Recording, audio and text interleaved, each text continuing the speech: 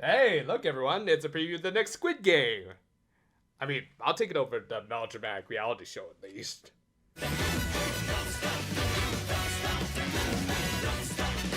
We opened this week with Taya working on the obvious new toy of the week, which, as we've seen with the opening and the other toys in general, it's gonna be another armament for their main mech, who, I remind you, is this transformer in the ball cap. Meanwhile, Mira is working on her own projects, like getting her own career jobs, like one from this client who probably is gonna pay with his lunch money. Nah, of course, she wasn't gonna charge this kid, especially since he was the son of the owners of the part-time job she worked, and instead was just gonna do him a kind little favor by delivering a homemade hand mirror that he had made for his grandmother. Obviously, the kid could have, and probably should have done it himself, but he kinda messed it up and was probably too embarrassed to admit directly to his grandmother. Plus, hey, you could just blame the courier and get your money back if they damage your parcel, FedEx. I'm waiting on my refund, damn it! Taya kind of rightfully pointed out that Mira was being a bit of a busybody and even forbid her from using the company's car and told her to figure things out for herself.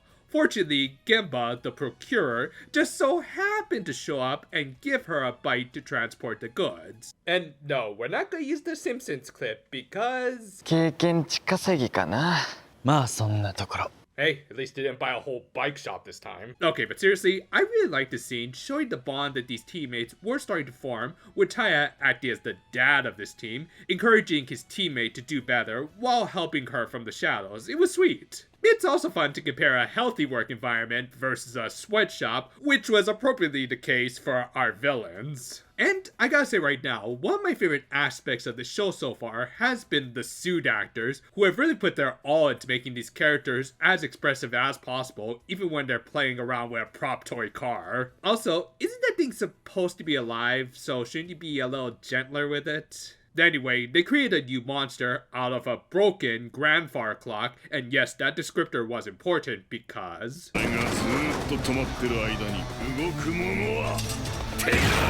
Hey, look at the bright side, you're at least right twice a day. More if Dio happens to be around. And this led to an absolutely hilarious gimmick, as not only would he tell his own creators to not move, but of course Mira ended up being a target who was blissfully unaware that he was there and her friends were fighting him for a good chunk of the episode. Like seriously, the director of this, Katsuya Watanabe, deserves an award just for the spot-on comedic timing. Helps that the monster was hilariously insane. Well, he is a grandfather clock. During all of this, that one recurring cop character came in and, like most law enforcement, kinda made things worse by telling the monster, obsessed with stopping everyone, to freeze. Thus the situation kind of needed Mira to come in and help. Have I mentioned yet how much I love the comedy of this show? But of course, there was absolutely more to this, as by riding off, Mira was purposely leading the monster away, while the other Boonboomger got the cop to safety, according to Taya. Yep, he totally put all of his trust and belief into his teammate, who didn't even have to say anything because they have such strong bonds and... おとり役、ご苦労さん。何おとりって? I'm not exaggerating. When I saw the scene, and especially Taya's reaction, where he's clearly holding back his shock and frustration that his whole Nakama speech didn't pan out, I kind of laughed myself into a cough. It's a pretty brilliant little subversion of a subversion, especially when you consider the Deus Ex Machina-ness of the last episode, when things just kind of worked out almost too well just because these two trusted each other. It both kind of highlights the naive nature of these two characters for different reasons, giving us some characterization, plus again, it's just hilarious as all hell. This led to a fight that also highlights the dynamic of this team that they've had going so far, in that our resident Pink is trying her hardest, but still needs to be led by the other two, which was very much the thematic focus of this episode. From there, they did the usual CG highway chase before the monster grew, and we had our mech fight of the week. And something I'm really starting to notice that I like about these fights is the use of a lot of practical effects between the nice looking city models and usage of low angles to really give a sense of size to these costumes. Sure, there's a little bit of CGI, but only really for the DBZ-esque finishers. Speaking of which, since they couldn't unscrew the clock's rusty and broken down screws,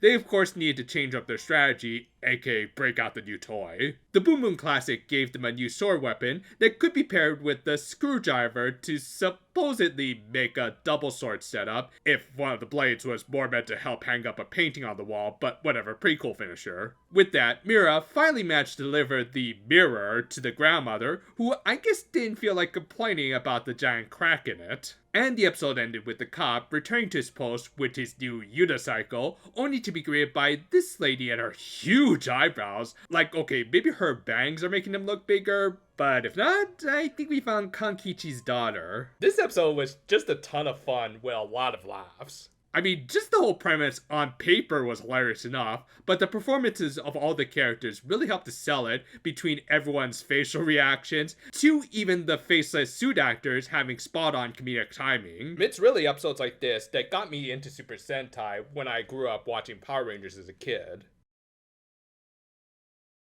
Obviously, there is a big difference between the comedy styles of Power Rangers and Super Sentai, since they do come from different countries and all. I do like both, even if classic PR has kind of aged, but I think Sentai really sells it well with their character acting. Be it through meme-worthy facial expressions, to the suit actors putting everything into their performance, it's great visual humor. It also helps that this setup was pretty damn hilarious, with Mira being completely unfazed by the monster, and her teammates fighting it out. Sure, stuff like this could be annoying with her not helping out, but it was also clear that the guys did have things under control, until that random cop came in who's really starting to overstay his welcome. Like, come on, what could he ever contribute to this show? You know, aside from that good cliffhanger, with the Japanese police deciding to rather realistically get more involved in the conflict between the Boonboomger and the Hashiran. Yeah, this wasn't a total filler episode, even though I wouldn't have minded, especially this early into the series. Plus, it did help to further establish the main dynamic of this team, with Mira still being the naive yet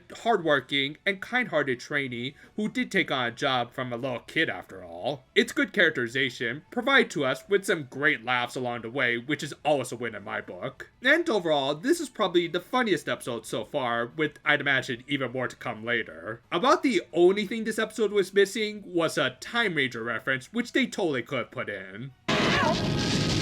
Time up! If you haven't seen it yet, we somehow miraculously managed to get our Hirogaru Sky overview done this week. Let's just say we went through a few trash when finalizing that video, but I think it was well worth it just to get all of our feelings out there. Whether you agree with them or not, we just hope you all enjoy it, as it is one we're particularly proud of. In the meantime though, we might do a few shorter reviews before we get back into Max Heart. Look forward to it. Until then though, farewell for now my friends, and